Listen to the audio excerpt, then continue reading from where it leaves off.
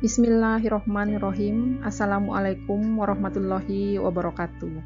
Perkenalkan, nama saya Cahya Herani, Angkatan 53 Kelompok 1, peserta Latsar CPNS Pemerintah Kabupaten Sumbawa.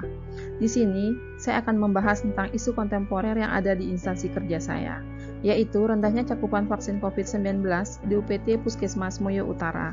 Adapun tutor pemberi materi adalah Bapak Chairul Maksul SHMM. Apa sih pengertian isu kontemporer? Isu kontemporer adalah suatu pokok permasalahan yang terjadi pada masa sekarang dan menjadi trending topik pada masa ini. Jadi, solusi penyelesaiannya harus sesuai dengan masa sekarang. Selanjutnya, identifikasi isu-isu yang ada di UPT Puskesmas Moyo Utara. Ada beberapa permasalahan sebagai sumber isu dan penyebabnya antara lain. Isu yang pertama, banyaknya kegiatan program yang tertunda karena pandemi COVID-19. Terjadinya lonjakan kasus COVID-19 di NTB, khususnya di daerah Sumbawa, memaksa pemerintah Kabupaten Sumbawa dengan ini melalui dinas terkait, yaitu Dinas Kesehatan Sumbawa, mengambil kebijakan untuk pemberhentian sementara waktu dilaksanakannya kegiatan posyandu keluarga.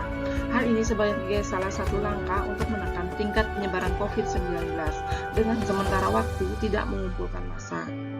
Isu yang kedua adalah banyaknya pengunjung pasien rawat inap yang kurang paham dengan aturan pembatasan pengunjung dan kurang menerapkan protokol kesehatan.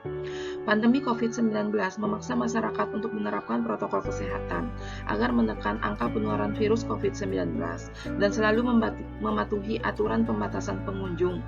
Karena di fasilitas pelayanan kesehatan seperti perawat inap Puskesmas Moyo Utara memiliki tingkat resiko tinggi penularan penyakit. Isu yang ketiga adalah tingkat kehadiran petugas yang rendah semasa pandemi sehingga menurunkan tingkat kinerja dan optimalnya pelayanan.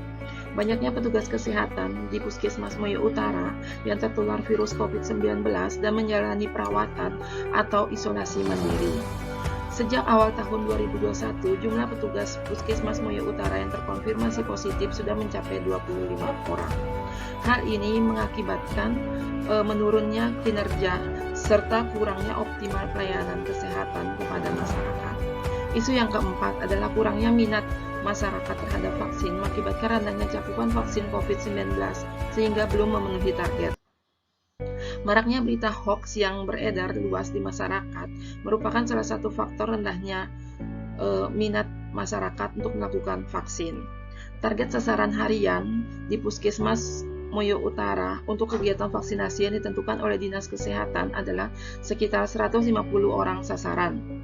Akan tetapi dalam pelaksanaannya sekitar 80 hingga 100 sasaran yang dilayani setiap harinya. Ini mengakibatkan WT Puskesmas Moyo Utara dalam pelaksanaan kegiatan vaksinasi belum mencapai target per kecamatan. Analisis isu. Penetapan isu dilakukan melalui analisis isu dengan menggunakan alat bantu penetapan kriteria kualitas isu, yakni dengan menggunakan teknik USG. Teknik USG adalah salah satu cara menentukan urutan prioritas masalah dengan metode teknik scoring 1 hingga 5 dan dengan mempertimbangkan 3 komponen dalam metode USG.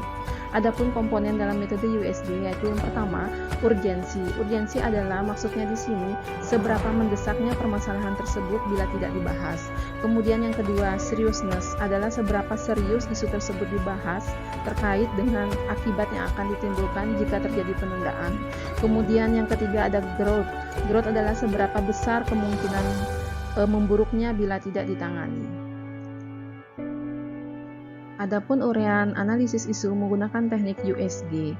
Untuk isu yang pertama, tingkat kehadiran petugas yang rendah semasa pandemi sehingga menurunkan tingkat kinerja dan optimalnya pelayanan.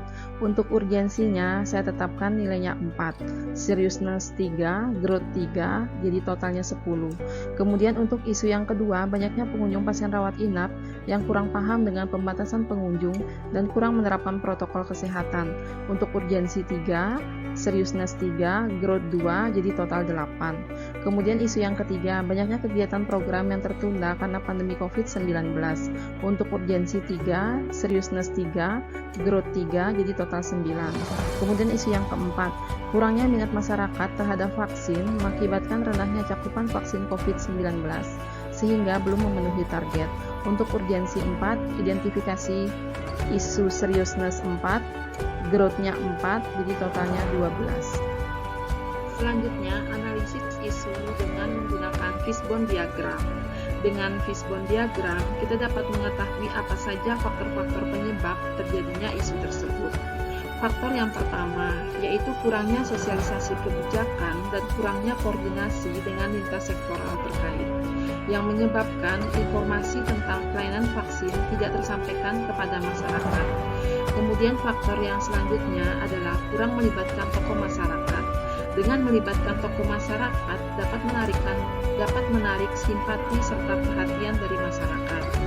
Kemudian, wilayah yang sulit dijangkau ini mengakibatkan sulitnya mendapatkan pelayanan vaksin. Kemudian, masyarakat mudah terprovokasi. Adanya provokasi kepada masyarakat yang menyebutkan vaksin tidak aman dan tidak halal. Kemudian, berita vaksin masih kurang masif, sehingga dapat memanfaatkan media massa sebagai sarana penyebaran informasi positif tentang vaksin. Kemudian faktor selanjutnya, kurang penyuluhan tentang manfaat dan jenis vaksin. Penyebaran informasi yang benar dan tepat dapat mengurangi keraguan masyarakat tentang vaksin.